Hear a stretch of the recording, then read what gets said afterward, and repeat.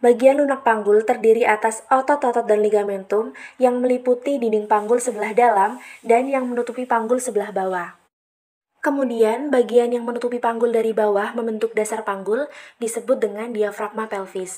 Nah, diafragma pelvis dari dalam keluar itu terdiri atas pars muscularis yaitu musculus levator ani dan juga pars membranachea yaitu diafragma urogenetial. Selanjutnya adalah musculus. Yang pertama ada musculus levator ani. Nah, musculus levator ani bagian yang letaknya agak belakang.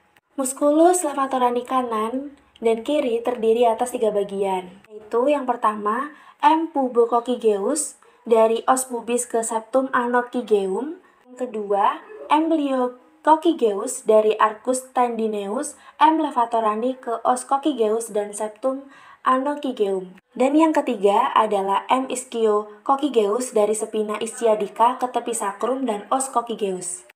Selanjutnya adalah daerah perineum.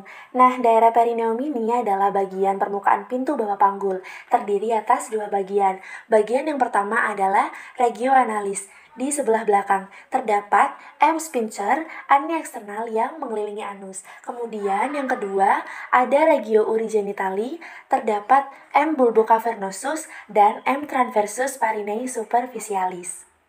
Selanjutnya adalah ukuran-ukuran panggul. Ukuran panggul yang pertama ukuran pintu atas panggul. Pintu atas panggul batas-batasnya sudah dijelaskan oleh teman saya tadi. Selanjutnya adalah ukurannya. Terdapat 3 ukuran, yaitu ukuran muka belakang dari sini ke sini, ukuran melintang dan ukuran serong atau diameter obliqua.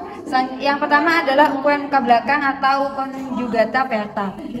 Yang dari mana, yaitu batasnya dari tepi atas symphysis pubis ke promontorium. Tetapi ini tidak bisa dihitung. Ini tidak bisa dihitung.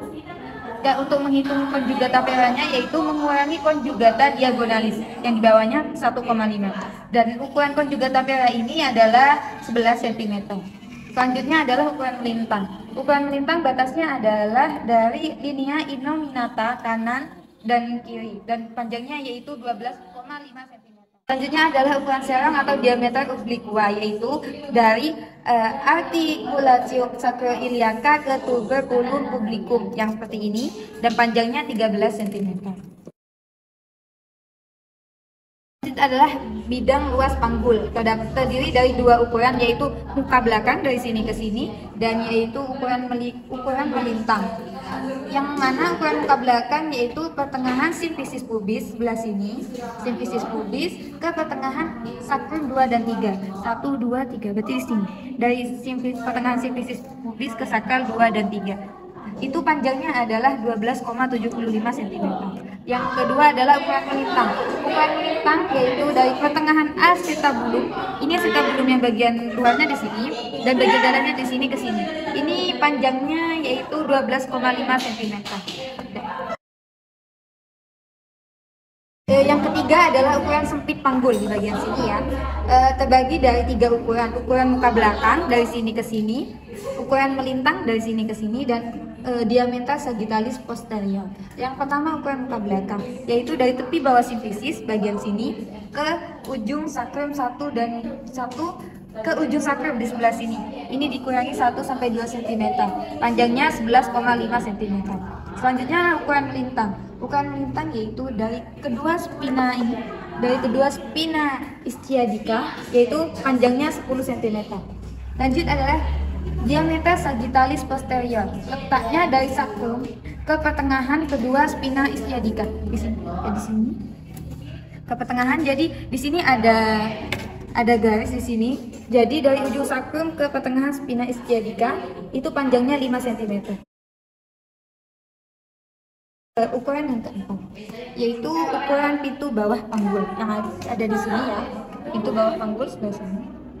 Terdiri dari 3 ukuran, yaitu muka belakang, melintang, dan diameter sagittalis posterior. Yang muka belakang ini dari tepi bawah symphysis ini ke ujung sakrum sebelah sini. Panjangnya adalah 11,5 cm.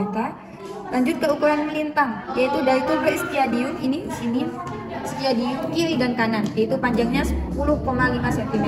Selanjutnya adalah diameter sagittalis posterior, yaitu dari ujung sakrum sebelah sini ke pertengahan ukuran melintang. Jadi ukuran melintang kan tadi kan dari sini ke sini. Jadi ada pertengahan di sini, dari sini, berarti dari ujung sakrum ke pertengahan melintang itu ukurannya 7,5 cm. Udah. Selanjutnya adalah ukuran-ukuran luar. Yang pertama, ukuran luar tidak dapat digunakan untuk penilaian apakah persalinan dapat berlangsung secara biasa atau tidak. Yang kedua, ukuran-ukuran luar dapat memberi petunjuk akan kemungkinan panggul sempit. Yang terakhir, ukuran ini sudah tidak ditentukan lagi karena ada cara-cara yang lebih tepat dan teliti. Selanjutnya adalah pemeriksaan dalam yang bertujuan untuk menentukan ukuran dan bentuk panggul. Dengan pemeriksaan dalam dapat diukur SD, namun juga dapat mengetahui kesan bentuk panggul. Pengukuran ronsen atau USG. Keuntungan pengukuran panggul dengan pemeriksaan ini, yang pertama dapat mengambil ukuran-ukuran yang tidak dapat ditentukan secara klinis. Yang kedua, selain dapat memperlihatkan ukuran-ukuran panggul, dapat juga memperlihatkan bentuk panggul.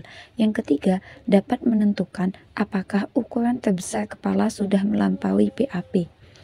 Mengukur panggul dengan pemeriksaan ronsen tidak dianjurkan, tetapi dilakukan dengan pemeriksaan USG karena tidak menimbulkan radiasi. Panggul android, sagittalis posterior jauh lebih pendek dari sagittalis anterior. Batas samping segmen posterior tidak membulat dan membentuk sudut yang runcing dengan tepi samping segmen anterior. Segmen anterior sempit dan berbentuk segitiga. Dinding samping panggul konvergen. Spina isiadica menonjol. Arcus pubis sempit. Insicura isiadica sempit dan dalam. Sedangkan sakrum letaknya ke depan hingga D anterior posterior sempit pada PAP maupun PBP. Bentuk sakrum lurus, kurang melengkung, sedangkan ujungnya menonjol ke depan.